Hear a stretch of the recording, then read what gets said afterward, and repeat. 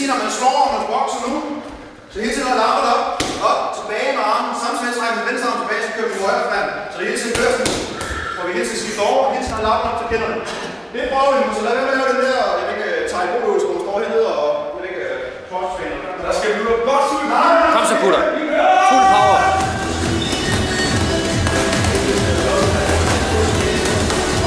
Thomsen, du er offensiv.